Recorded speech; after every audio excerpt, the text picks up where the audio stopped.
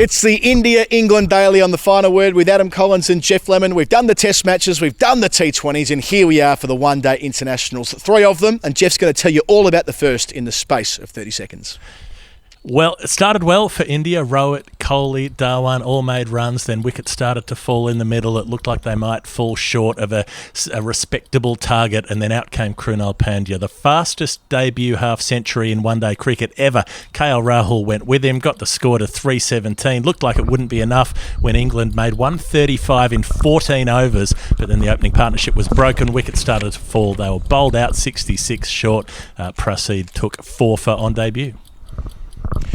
Well done, Geoff. Yeah, Krunal Pandya was certainly the story of the day. I picked up a stat from our friend and colleague Andy Zaltzman off Twitter. So England at one stage are 135 for none from 14.1 overs. So if you combine that partnership with that of KL Rahul and Krunal Pandya at the end, 247 runs were added with no wickets in the space of 23.4 overs. I mean, it was bat-dominating ball at the end of the India innings and the start of the England. And after that, England lose 10 for 116, all out in the 43rd over. All over, India win by 66 runs. I mean, it was such a fluctuating game. And I suppose in some respects, that's why I love 50-over cricket. It has enough time for twists and turns inside the course of 100 overs. And it was that kind of game of cricket. Well, yeah, it had all of the twists and turns. I think the story of the day is Krunal Pandya, really, but you have to start with England's choke. It's a collapse like that. The way that they went compared to the power play that India had, what did they make, 39 or 49 in their first 10 overs? Yeah, when they made 39 and England made 89, England made 50 more runs in the power play. I mean, it's such a massive divide. And Geoff, that kind of goes back to the 50 over World Cup of 2019. That was the India plan. Don't lose wickets. Build a base with Shikhar Dhawan and Rohit Sharma. Granted, Dhawan went on with it, Rohit didn't, but that's what they did so well in 2019, albeit until the semi-final. And England did the opposite. They went hard in the power play. So there's that opportunity in 50-over cricket to have really quite contrasting game plans, I suppose. Yeah, and as long as you've got the kinds of players who can produce different sorts of methods of attacking 50 overs, you know, it's a very different period of time or of deliveries to be facing out. So I thought it was interesting that Shikhar Dhawan made that score, given that he got one go in the T20 series and then got punted. He's one of those Indian batsmen who cops a lot of grief anytime he doesn't make a score. There are people saying he's no good, he's got to go. He's made 17 one-day international centuries for India, and he very nearly added another. I think it's easy to forget that he's 5th all-time on their list of century makers, obviously Tendulkar at the top. 2 of the others play with him in Rohit Sharma and Virat Kohli. And then Sourav Ganguly's ahead of him on 2200s. Sourav Ganguly played 308 matches, and Shikhar Dhawan's played 140. So he's made his 17 tons in really quick time in terms of matches played. What's that, about 100 every 9 matches that he's played? So he's been someone who has performed consistently in this format, and I think he does cop grief too readily given the record that he has. Yeah, he was one of 3 wickets that Ben Stokes took, and I suppose that's where that contrast between the middle overs and the final 10 or final 11, I suppose, was there for India. I mean, Stokes really tied them up in that second spell of his, 2 for 4 off 3 overs or something like that, 3 wickets rather, all up before KL Rahul was joined by Krunal Pandya. I mean, Shikhar Dhawan getting 98, chipping to mid-wicket, those things will happen. Of course, that's the way these games are. Well, it was more a pull shot, wasn't it? He struck it well. Yeah. But, that's the game he plays. But KL Rahul, out of runs, out of the team in T20 cricket in the space of that 5-game series. Well, he was back in tremendous nick, striking the ball so well from the get-go, had a point to prove. And now Krunal Pandya, I mean, as you say, the quickest half-century by a man in this format on debut, just 26 deliveries to get there. It was the ball striking. It was the way that Mike Atherton on Sky commentary compared him to Brian Lara with the huge bat swing, swinging so hard that it goes all the way across and nearly hits himself on the bum on the other side. And it was so fluent and so delightful to watch. And it's almost staggering that the older of the Pandya brothers hasn't played in one-day international cricket until yesterday.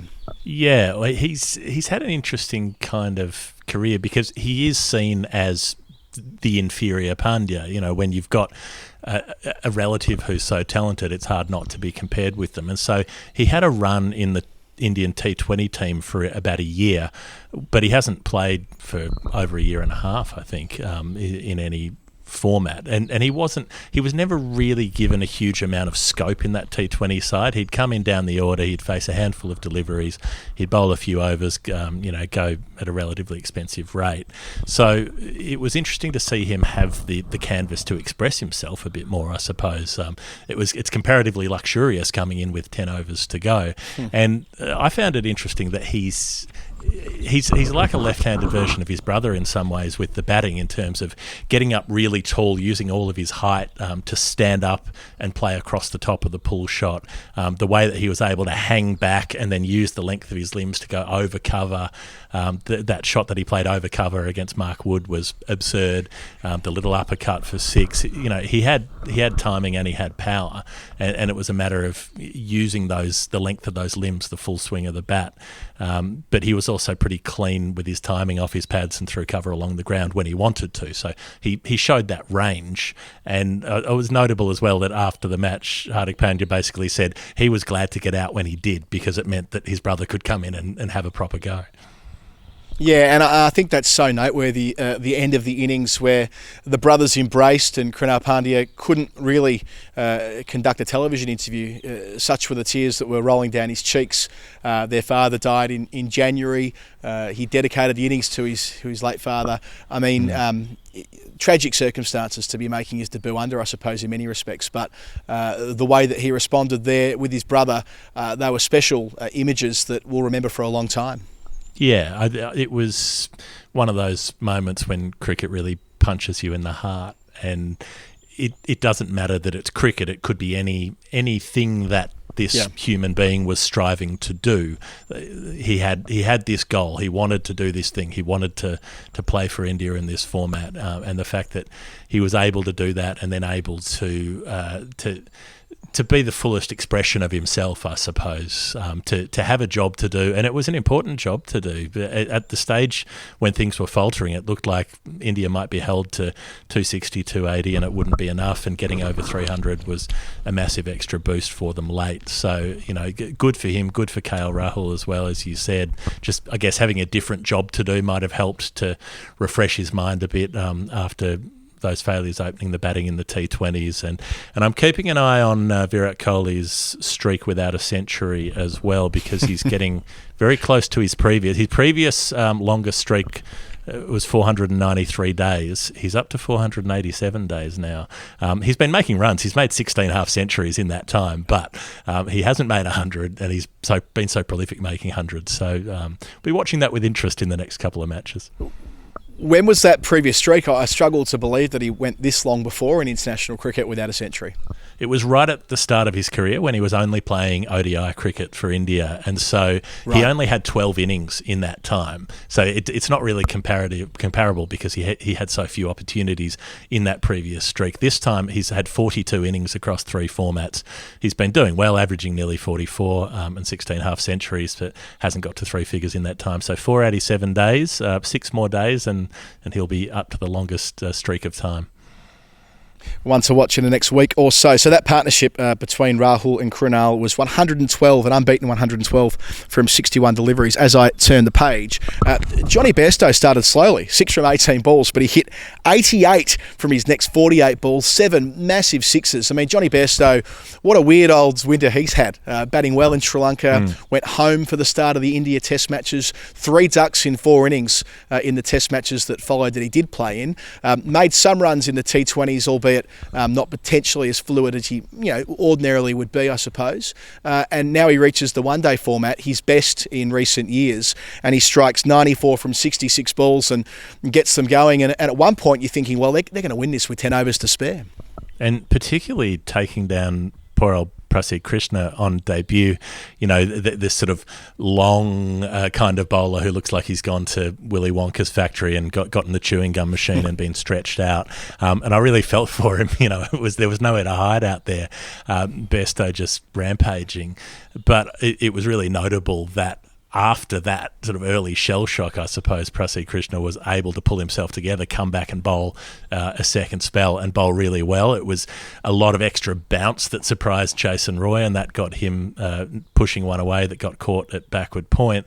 And that was the opening. Jason Roy out in the 40s again. So what's that? Yep. 3 times he's done it in the T20s and now in the one-dayers as well. And, that just gave them an opening. Prasidh knocked over Ben Stokes as well, and then it was our man Shardul Thakur, who has been such a revelation at the death in the T20s, but he was able to use sort of a lack of pace to get Bairstow to time to the deep, and then real pace on his short ball to get Owen Morgan edging behind on a hook shot, and then a fuller ball swinging into Joss Buttler and hitting him on the pad. What a key spell that was from Shardul Thakur to pick up those 3 wickets through the middle.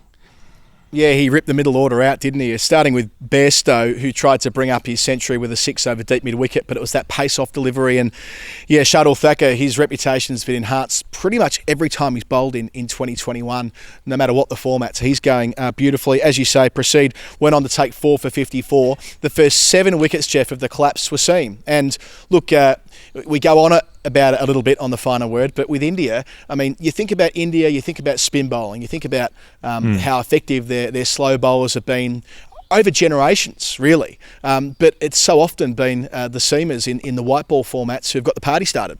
Yeah, and I suppose in recent times you think about the blue chip pace cartel. You think about Jasprit Bumrah and Mohammad Shami and Umesh Yadav and Ishant Sharma in test matches. You think about those fast bowlers maybe more so than it was a pretty low star power fast bowling unit that they put out on the park last night. So particularly interesting that Bhuvneshwar Kumar and Shardul Thakur have been able to be so effective through the T20s and now into this game. And Prasidh Krishna, well, there was a record for Krunal Pandya on debut, but Prasidh Krishna, no Indian bowler had ever taken 4 on ODI debut. Oh, right. So they were the best figures for India on debut as well. So a lovely little extra treat for him. Moeen Ali made 30 down the list from 37 balls when really the game was mostly gone. He only bowled 3 overs, Geoff, and he dropped a catch, Shikhar Dhawan, before he'd made it to 50. So not the best possible start, but just coming in down the list there and how far he can hit the ball and how fluent he can be. It's a reminder, I guess, of what England can get out of Moeen at his best. It's just that by that stage, the collapse it wasn't just on. I mean, the game was over, really. Yeah, the collapse was in the past tense at that point. But as for Moeen dropping a catch, it's probably because he didn't know what the cricket ball was. Something came flying towards him and he hadn't seen one in so long he didn't remember. The ludicrousness of him sitting on the bench through those 5 T20 internationals after being rushed back from England for them. But he's going to have more influence on series that he's actually able to play in, I would posit. So I'd maybe expect a little bit more from him in the next couple of matches, but they've left their run pretty late with using Moeen Ali. And there'll be less scrutiny on this rotation policy of England now that we're into the very tail end of this series. But the absence of Joe Root was noteworthy, I think, being rested for this series, and rightly so.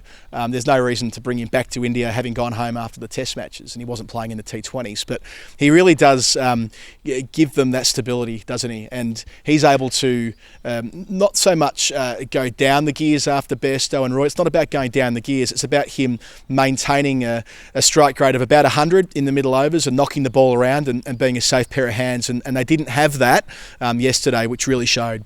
Yeah, that's what they lacked. Once Roy and Bairstow were gone, nobody else could really get things going, and so Root does have that level of calm. But it's also interesting that Ben Stokes has played every game on this tour, so the rest and rotation policy has not extended to their premier asset, their key all-rounder. It'll be interesting to see what the demands are of him over the next few months during the home season as well. Yeah, I suppose the logic with Stokes was that he missed the entire Sri Lanka series, but that feels like a long time ago now. Geoff, in closing on England, Owen Morgan made the point in his post-game that when they have a bad day with the bat, it really stands out because of how aggressive they play. And look, that is true. I mean, we saw in 2019 there were games that they lost on the way to winning the World Cup, and they got beaten quite heavily a couple of times on the way through. And so it stands to reason that Morgan wouldn't necessarily be sort of throwing out the baby with the bathwater. It's a fairly tried and true path that they've gone through in the past, but they have to win both of the remaining games, and they do count for something. These are part of the World Cup Super League. That's not for nothing. I mean, they do need to win consistently just to make sure they don't drop into the bottom couple and end up having to play in the repechage to get into the next World Cup. I know it's very unlikely, but they have now lost a couple of their early contests in this competition. The matches don't really count for India, I guess, because they will qualify automatically as the hosts of the next World Cup. So there's a curious misalignment of priorities.